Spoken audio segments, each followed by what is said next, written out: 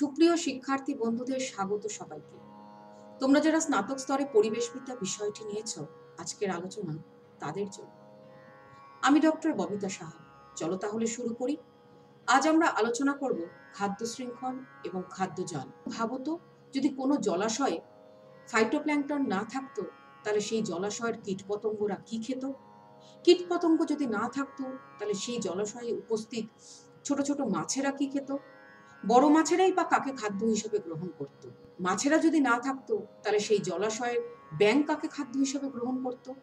ব্যাঙ যদি না থাকতো, তাহলে সাপ কি খেয়ে বেঁচে থাকতো? তাহলে আমরা দেখছি যে সৌরশক্তি রাসায়নিক শক্তিতে রূপান্তরিত হয়ে উদ্ভিদে সঞ্চিত থাকে অতিরিক্ত শক্তি, এবং তা পর্যায়ক্রমে একটি সূত্র ধরে কীটপতঙ্গ, ছোট মাছ, বড় মাছ, সাপ, ব্যাঙ এর মধ্যে পর্যায়ক্রমে স্থানান্তরিত হতে থাকে, যাকে বলা হয় খাদ্য শৃঙ্খল।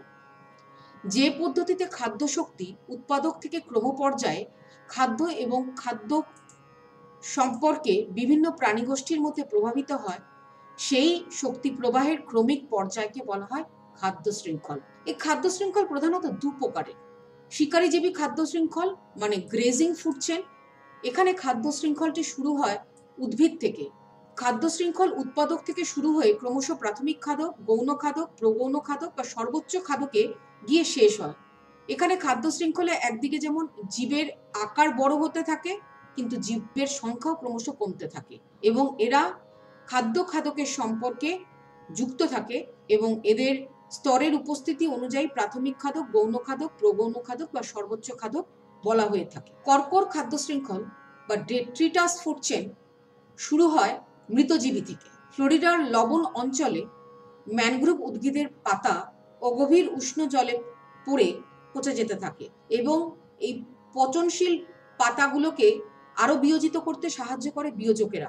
বিভিন্ন পতঙ্গের লার্ভা, নিমাটোড ওই পচা জৈব বস্তুগুলিকে ভক্ষণ করে, তাই এদেরকে ডেট্রিভোরস বা কর্কর ভক্ষক বলা হয়ে থাকে। এই কর্কর ভক্ষকদের ভক্ষণ করে ছোট ছোট মাছ, এবং এই ছোট মাছেদের ভক্ষণ করে বড় মাছেরা।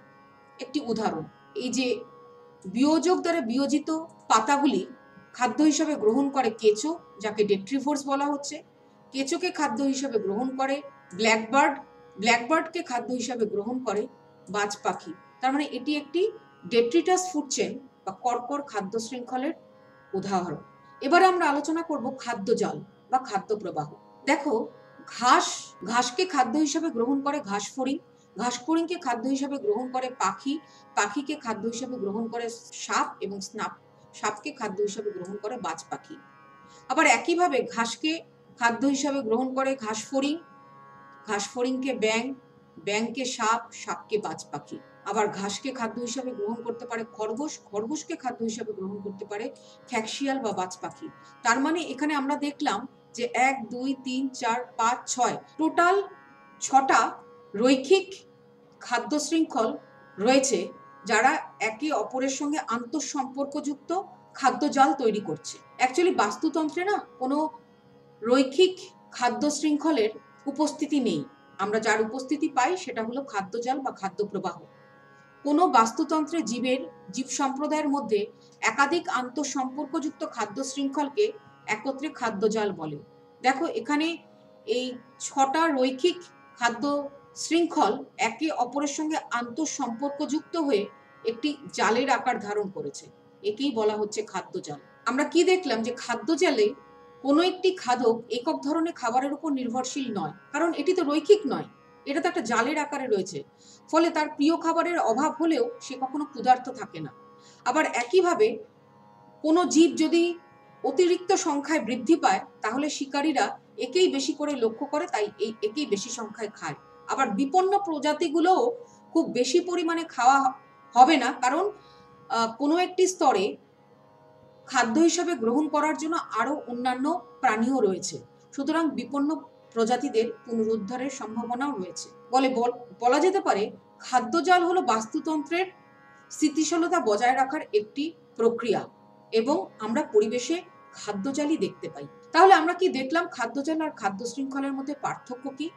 খাদ্য শৃঙ্খল হলো একটি একক সরল ধারায় গঠিত, আর খাদ্যজাল হলো অনেকগুলি খাদ্য শৃঙ্খল আন্তঃসম্পর্কযুক্ত হয়ে খাদ্য খাদকের সম্পর্কে যে জালের আকার ধারণ করে তাকেই খাদ্যজাল বলে।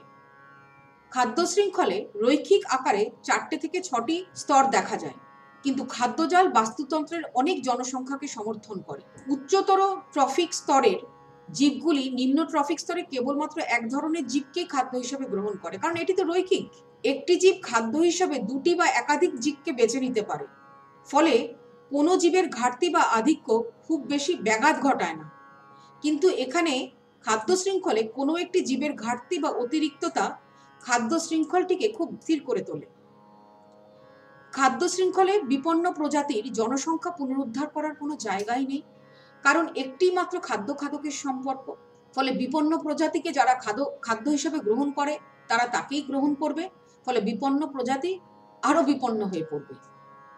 কিন্তু খাদ্যজালে বিপন্ন প্রজাতির জনসংখ্যা পুনরুদ্ধারের সম্ভাবনা থাকে। আজকের আলোচনা এখানেই শেষ করছি।